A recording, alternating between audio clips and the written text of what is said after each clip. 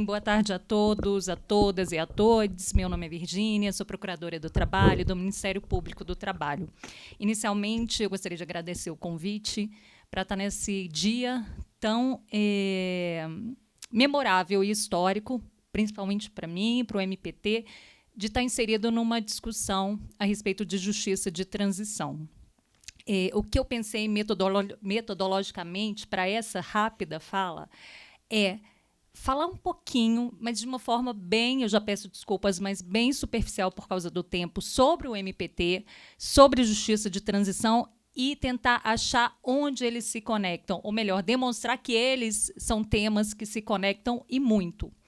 Não obstante, o MPT não tenha seja uma atuação bem recente do Ministério Público do Trabalho. Bem, primeiro, o Ministério Público do Trabalho faz parte do Ministério Público, que é uma instituição, está lá no artigo 127 da Constituição, que serve para quê? Defesa da ordem jurídica, do regime democrático e dos interesses sociais e individuais indisponíveis. E o MPT tem essa mesma missão dessa defesa da ordem jurídica, do regime democrático e dos interesses sociais e individuais indisponíveis da classe trabalhadora, relacionados ao mundo do trabalho.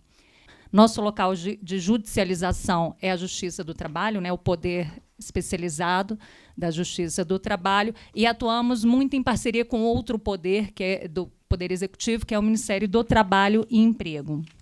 Bem, e como que o MPT atua? Nós atuamos majoritariamente provocados por vocês, provocados pela sociedade civil, através de denúncias de trabalhadores, denúncias anônimas, denúncias das entidades sindicais, denúncias dos outros órgãos de poder, judiciário, etc. Ou temos uma forma de atuação que é não provocada, mas que é criada pelo próprio MPT, digamos assim, uma atuação propositiva através de projetos. Recebemos projetos, fazemos análises ou de documentos que chegam, estatísticas, vou dar um exemplo. Quantidade de acidentes de trabalho nos últimos 10 anos, aí a gente faz análise e verifica, é o setor hospitalar que tem mais acidentes de trabalho. Então, ainda que não venha uma denúncia específica de um acidente de trabalho com trabalhador X, temos atuado por projetos também provocados por esses outros dados, como o próprio estudo aqui da Unifesp, que está impulsionando a atuação do MPT. Então, recebemos a denúncia via notícia de fato ou desses outros órgãos e iniciamos um processo de investigação. E aí são inúmeras formas de atuação, inúmeras possibilidades. Requisitamos documentos aqui, uma das perguntas, né, que foi feita, as empresas não apresentaram os documentos durante as pesquisas. O MPT tem o poder de requisitar esses documentos sob pena de configuração de crime de desobediência. É uma tentativa, nem sempre é cumprido, né, mas é uma tentativa também de requisitar esses documentos via pedido do MPT. Realizamos audiências públicas, inspeções das empresas, enfim, temos um variado leque de ações que podemos tomar para fazer essas investigações. E, no final, o Ministério Público conclui, a procuradora conclui, aquela irregularidade não ocorreu, e aí ele arquiva, é submetido a uma nova análise em Brasília. Se ele entender, aquela irregularidade ocorreu, nós temos aqueles dois caminhos. A propositura de um termo de ajuste de conduta, que foi o que aconteceu já citado inúmeras vezes aqui, no caso da Volkswagen, ou o ajuizamento de uma ação e a medida judicial que nós utilizamos, 99% dos casos, é a ação civil pública. Mais para frente, mas no final, eu estou correndo aqui, a gente vai falar quais uma reflexão assim, que eu vou colocar, os pontos positivos dos acordos e os riscos da judicialização. E quais são as temáticas que o MPT atua? E aqui a gente vai ver que tem muita relação com o que nós estamos discutindo aqui, com o que foi já apurado na pesquisa da Unifesp. Erradicação do trabalho escravo. Em diversas empresas, aqui Paranapanema, Aracruz, teve exploração de trabalho escravo indígena, não indígena, quilombola. Combate ao trabalho infantil, é o que não tem tanta relação. Promoção da igualdade de oportunidades e eliminação da discriminação do trabalho. Nesse tema, o Ministério Público atua investigando questões de vigilância dos trabalhadores, vigilâncias nos materiais, nos objetos dos trabalhadores, e aqui cabe muito bem, e em todas as empresas que foram investigadas, tem a questão das vigilâncias aos trabalhadores, a realização de dossiês e a remessa para os órgãos de repressão. Então, tem a ver com essa atuação do MPT. Defesa do meio ambiente do trabalho e da saúde do trabalhador. Em diversas das empresas que foram estudadas, havia inúmeros acidentes de trabalho, ocorreram questões de saúde ocupacional gravíssimas, saúde física e saúde mental. Então, tem relação com a nossa atuação. Promoção e regulamentação do trabalho na administração pública. A gente tem empresas aqui que realmente fazem parte da administração pública e aqui pegam as irregularidades de uma forma geral. Combate às fraudes nas relações de trabalho e promoção da liberdade sindical e do diálogo social e regularização do trabalho portuário e aquaviário. Eu pulei, falei, não dei destaque, porque eu queria deixar por último. Promoção da liberdade sindical e do diálogo social. Não tem a menor dúvida da relação, da atuação do Ministério Público do Trabalho com relação ao que ocorreu na ditadura civil-militar com os sindicatos. Intervenção sindical, dispensas arbitrárias, abusivas de dirigentes sindicais, perseguições aos dirigentes sindicais. Em praticamente todas as empresas analisadas, tem questões envolvendo a prática de atos antissindicais. Atrai a atuação do MPT. A questão da greve, das mobilizações, as proibições às greves, greve, direito fundamental da classe trabalhadora, atrai a atuação do MPT.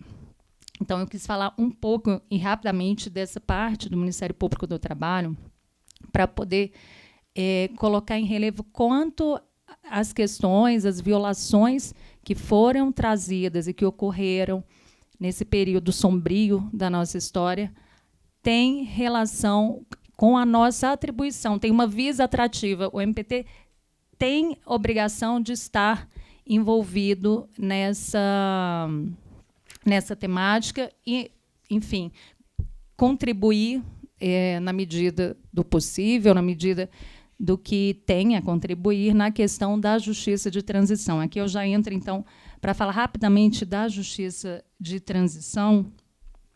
Eu tinha, enfim, trazido, vou passar bem rápido, conceito, justiça de transição, mas o que eu queria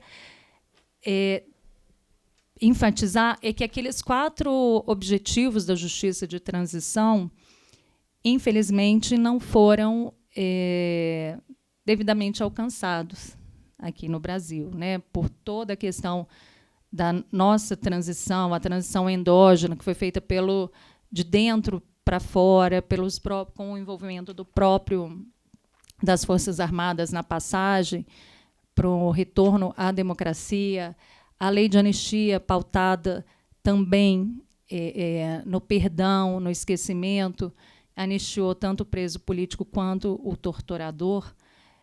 Por todos esses elementos da nossa história, nós não conseguimos fazer um checklist naqueles 4 objetivos da justiça de transição. Não refundamos de forma completa as instituições democráticas, a nossa polícia nos deixa, infelizmente, claro isso, que ainda tem o ranço autoritário nas instituições brasileiras. Não resgatamos de forma profunda a memória, a verdade, tanto é que os arquivos da ditadura, infelizmente, ainda não foram abertos em sua integralidade.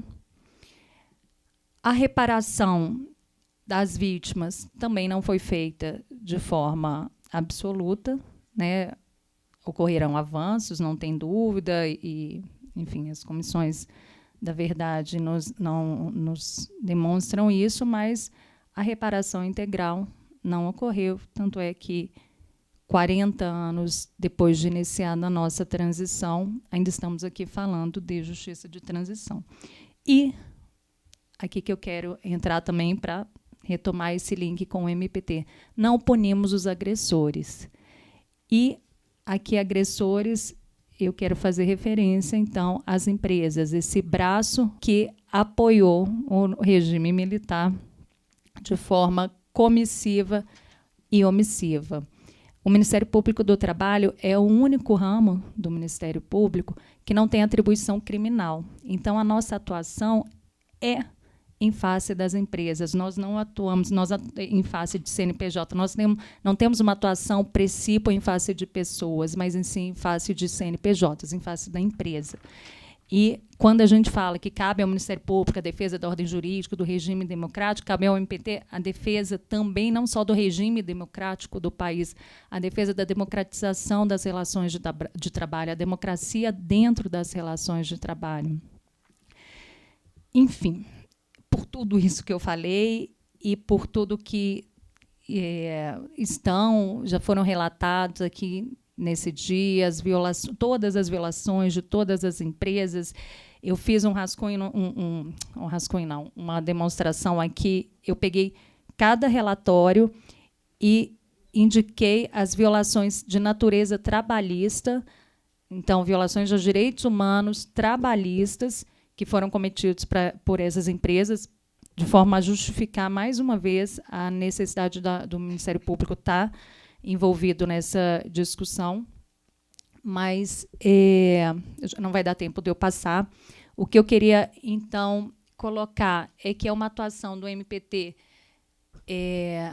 com relação à justiça de transição. É uma atuação recente. Nós tivemos a atuação do MPT no TAC da Volkswagen, e eu queria até colocar para a sociedade civil, a gente fala muito do TAC da Volkswagen, e, junto com o TAC da Volkswagen, foi firmado um TAC também com a sociedade civil, a Associação de Trabalhadores e Trabalhadoras Vítimas de Perseguição. E ali foi feito o escalonamento de como pagar as vítimas. E o que eu pergunto para a sociedade civil é se aquela forma de fazer, se foi uma experiência positiva. Eu vejo muita crítica com relação às obrigações direcionadas à Volkswagen, e eu não sei qual a avaliação da sociedade civil quanto àquela forma, para que a gente pense se aquela forma da reparação das vítimas, a forma de rateio dos valores para as vítimas, se é uma forma legal que pode ser utilizado nos outros eventuais termos de ajuste de conduta. Eu vou passar rapidamente para chegar,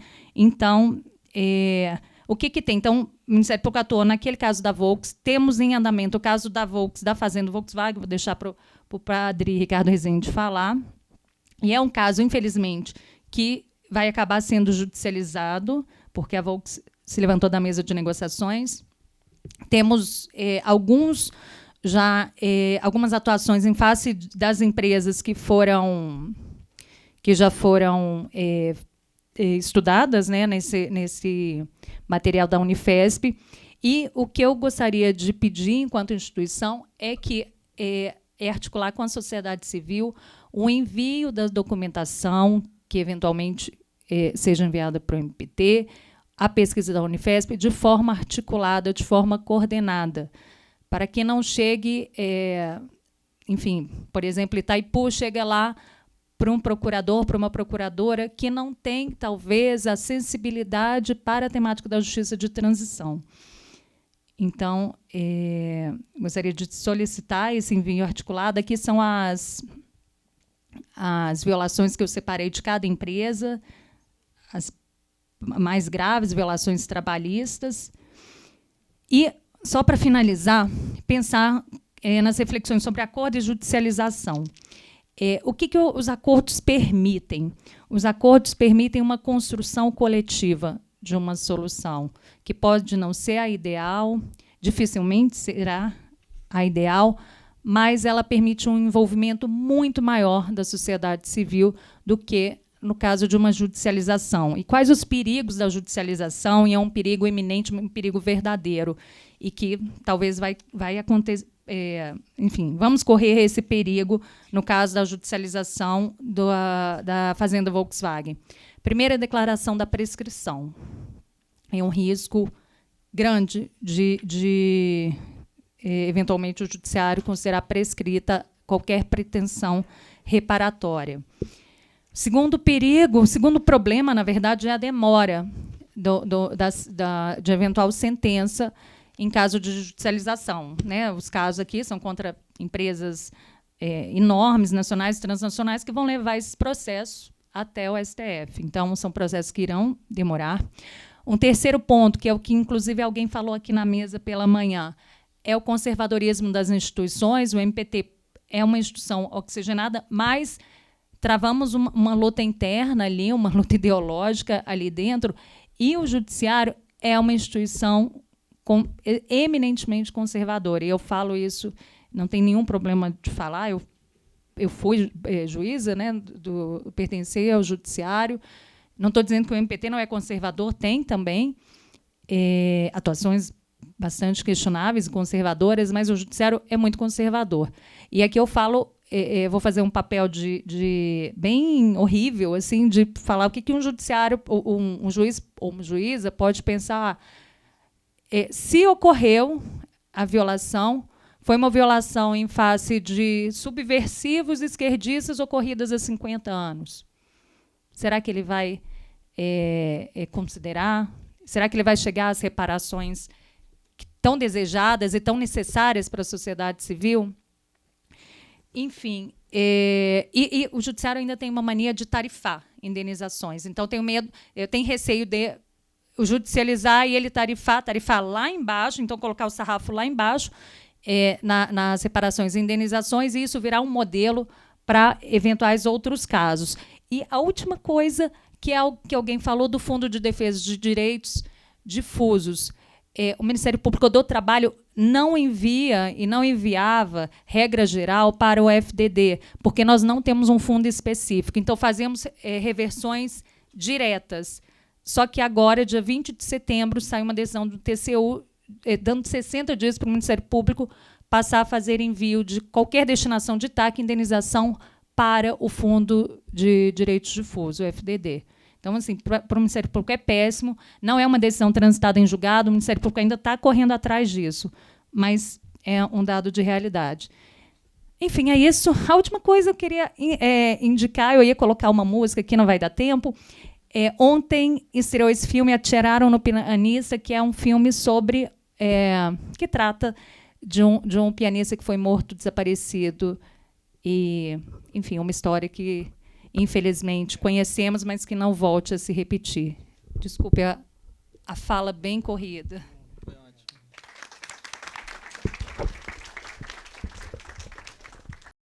É nosso dia, companheiro.